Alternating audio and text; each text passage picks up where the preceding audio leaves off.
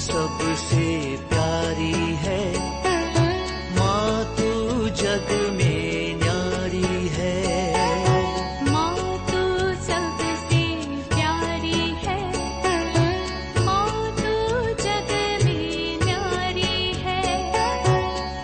अपने आंचल में रखना, अपने आंचल में रखना, हमें वरदानों से भरना।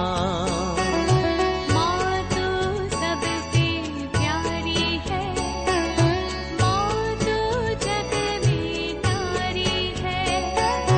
माँ तू सबसे प्यारी है, माँ तू जग में न्यारी है। पिता, पुत्र और पवित्र आत्मा के नाम पर आमीन। आप सबों को जय यीशु। आज के क्लास में पुनः माता मरियम के ही विषय में एक सवाल मेरे पास आया, उसका जवाब देना चाहूँगा। सवाल यह है, हम लोग विशेषकर कैथोलिक के लोग माता मरियम को दूसरी हेवा के रूप में या नए हेवा के रूप में बताते हैं। क्यों? बाइबल में कहाँ लिखा है माता मरियम दूसरी हेवा है? किसी ने हमारे YouTube चैनल में ही ये टिप्पणी लगाया था, दिखाओ बाइबल के अंदर कहाँ लिखा हुआ है। उसका उत्तर आज की इस क्लास के द्वारा मैं देना चाहूंगा। सबसे पहले,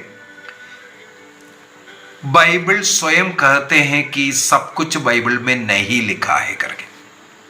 बाइबल स्वयं कहते हैं कि सब कुछ बाइबल में नहीं लिखा है। उदाहरण के लिए, हम पवित्र तृत्व में विश्वास करते हैं, त्रिएक ईश्वर में विश्वास करते हैं। पूरे बाइबल के अंदर देखना, कहीं भी तृत्व कंसेप्ट नहीं है। पवित्र तृत्व बोल करके बाइबल में कहीं नहीं लिखा है, लेकिन हम लोग विश्वास करते हैं ईश्वर त्रिएक ईश्वर है। उसी प्रकार कई बातें हम लोग ईसा मसीह का हो या पवित्र आत्मा का हो या पिता के विषय में हम लोग विश्वास करते हैं, जो चीज इस बाइबल में नहीं है। एक एक कर करके अगर जाएगा तो घंटों हम लोग उसके ऊपर डिस्कशन कर सकते हैं।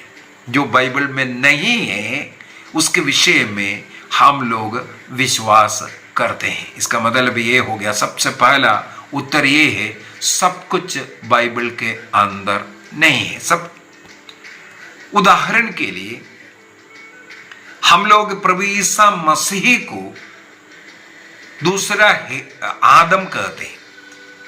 पहला आदम इस संसार में पाप लाया, दूसरा आदम मुक्ति लाया। ये कंसेप्ट कहां से है ये भी मैं बोल करके देता हूं। यदि हम लोग रोमियो का पत्र दिया है 5 वाक्य 12 से 21 तक पढ़ेंगे, रोमन्स चैप्टर 5 वर्स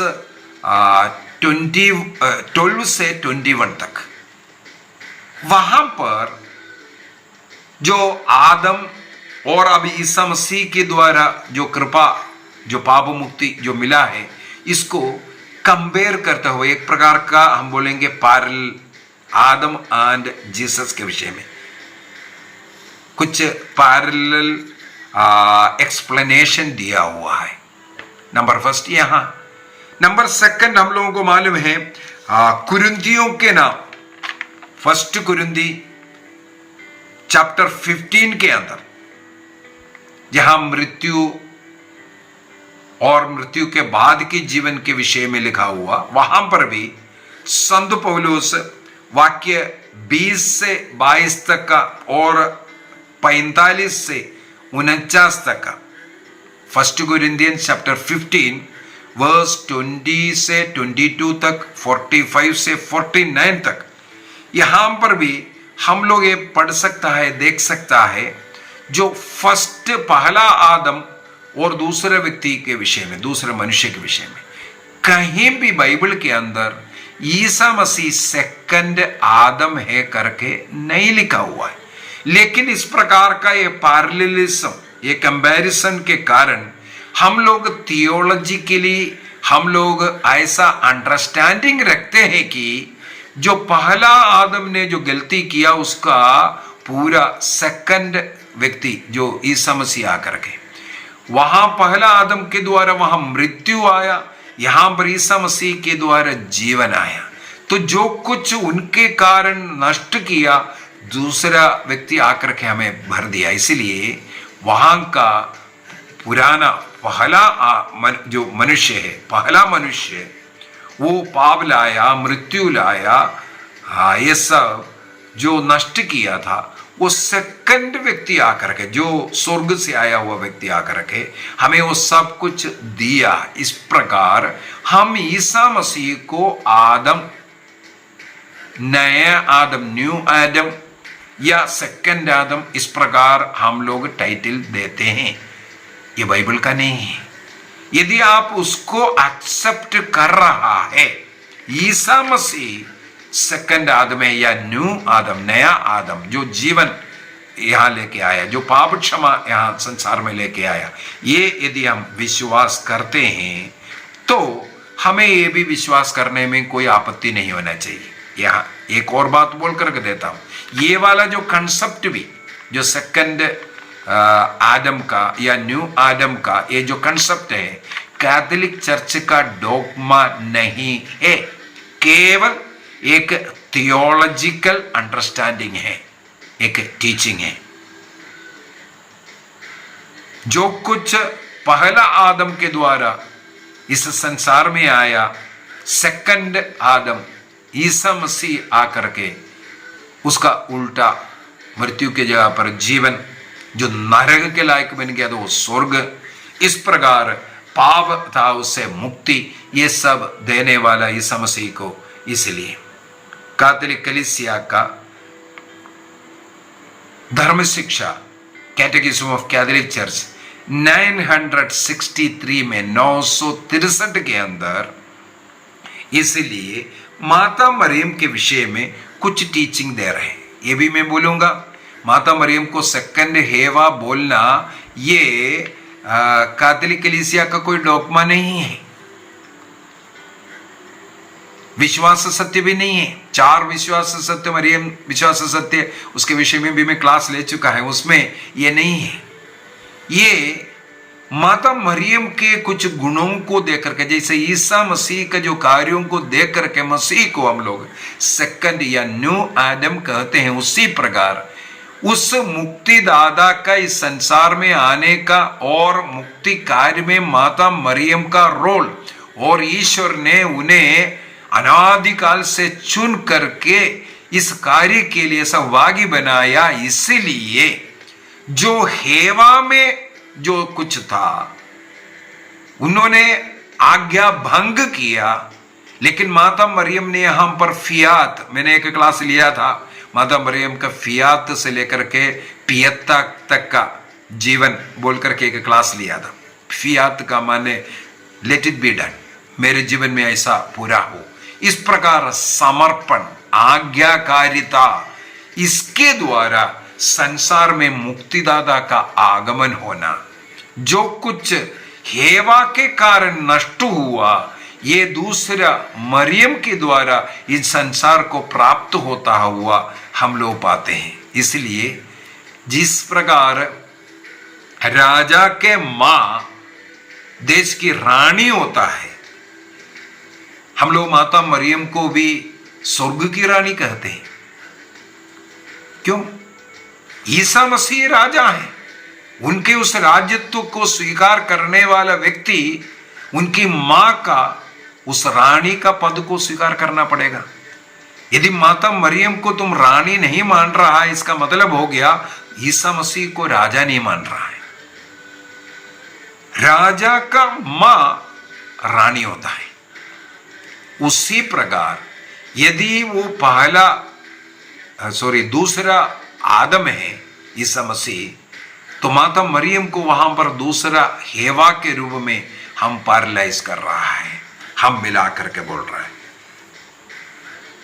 जिस प्रकार हेवा पहला महिला थी और सभी जीवित मानव जाति के मां के रूप में उत्पत्ति ग्रंथ अध्याय 3:20 में लिखा हुआ हेवा को आज माता मरियम ने इसी प्रकार प्रभु ईसा मसीह के द्वारा मुक्ति प्राप्त किया हुआ सभी लोगों के मां के रूप माता मरियम को मानते हैं। जो रिडीमर का मुक्तिदाता की मां, जो मुक्ति प्राप्त किए हुए लोगों के मां है। कहां से मिला? योहन का सुसमाचार उसके अध्याय 19 वाक्य 25 से हम लोग देखते हैं क्रूस पर से ईसा मसीह के मृत्यु के पहले ईसा मसीह ने क्रूस के नीचे खड़े अपनी मां से कहते हैं और सबसे प्रिय शिष्य को दिखाते हुए कहते हैं तुम्हारा पुत्र है। वहां पर जो मुक्ति प्राप्त करने वाला उस पुत्र को मां के हाथों में दे रहा है। मां, इसका मतलब सब मुक्ति प्राप्त लोगों के मां के रूप में ईसा मसीह ने माता मरियम को दिया। माता मरियम, इसका मतलब है नया जो ईसा मसीह में जो मुक्ति प्राप्त किया है सब लोगों के लिए मां है। योहन का सुसमाचार अध्याय 19 वाक्य 25 से हम लोग ये पढ़ सकता है। इसका मतलब ईसा मसीह ने जो मुक्ति प्राप्त हुआ कलीसिया के मां के रूप में उन्हें हमें दिया है। और उत्पत्ति ग्रंथ 3:20 में क्या लिखा हुआ है? हेवा सब मानव जाति की मां है। अब हम लोग देखते हैं ये मां को सारे मुक्ति प्राप्त लोगों का मां के रूप में ईसा मसीह ने दिया। इसीलिए दूसरी हेवा करके हम लोग बोल सकता है, उसमें कोई गलती नहीं है। ये कई कैथोलिक कलीसिया का कोई डॉगमा नहीं है, बल्कि थियोलॉजी के लिए हम लोग ये विश्वास करते हैं। जैसे पवित्र तृत्व का कंसेप्ट थियोलॉजी के लिए हम लोग प्राप्त करते हैं। ईसा मसीह पूर्ण मनुष्य है, पूर्ण ईश्वर है करके ये थियोलॉजी के लिए हम लोग उसको कंसेप्ट को स्वीकार करते हैं। पवित्र आत्मा जैसे एक क्लास हाल ही में लिया है, पिता और पुत्र से प्रसूत होता है कि नहीं, या पिता से प्रसूत होकर के पुत्र के द्वारा आता है कि नहीं, ये सब थियोलॉजिकल टीचिंग है। इसको बाइबल के अनुसार हम लोग विश्वास करते हैं। मेरे विचार में आप लोगों को इसका उत्तर मिल गया है। माता मरियम किस प्रकार, कैसे हम लोग कैथोलिक लोग विशेष रूप से माता मरियम को नए हेवा या सेकंड हेवा के रूप में क्यों बुलाते हैं? वो ईसा मसीह का मुक्ति कार्य के लिए इनका हाँ के कारण, जो कुछ पहला हेवा ने गलती किया, डिसोबीडियंट रहा, मृत्यु लाने का, शाप लाने का कारण बना और जीवन वृक्ष का फल खाने से मना होने का कारण बना। अब माता मरियम स्वर्ग से उतरी हुई जीवंत रोटी खाने का कारण हमें बनाया, जीवन इस संसार को मिलने का कारण बना, पाप मुक्ति मिलने का कारण बना। इसलिए उस पैरलिज्म के कारण हम लोग ये कहते हैं माता मरियम सेकंड हेवा है। बाइबल को अगर हम गहराई से पढ़ेंगे, पुराने विधान में जितने भी प्रोफेसियां हुआ, भविष्यवाणियां हुआ, उसको नया विधान के अंदर फुलफिल हुआ करके हम टीचिंग करते हैं। इसको कहते हैं टाइपोलॉजी, टाइपोलॉजी कहते हैं उसको। हम लोग थियोलॉजी सीखते वक्त ये टाइपोलॉजी के विषय में पढ़ते हैं। तो जो कुछ पुराने विधान में बोला वो सब कुछ, जैसे रोमियो का पत्र दिया है 5 में, संत पौलुस से ही टाइपोलॉजी को तो किया है। तो इस टाइपोलॉजी के कारण और उसी प्रकार माता मरियम को जो ईश्वर की या कलीसिया की माँ का जो मैटरनल रोल, मातृत्व का वो रोल को वहां पर दिखा रहा है। ये सब ये जो टाइपोलॉजी में भी हम लोग देख सकते हैं, वहां जो मिल रहा है उसको यहां पर कंपेयर करना। इसका मतलब आदम का कंपैरिजन ईसा मसीह से कर रहा है, हेवा का कंपैरिजन हम मरियम से कर रहा है।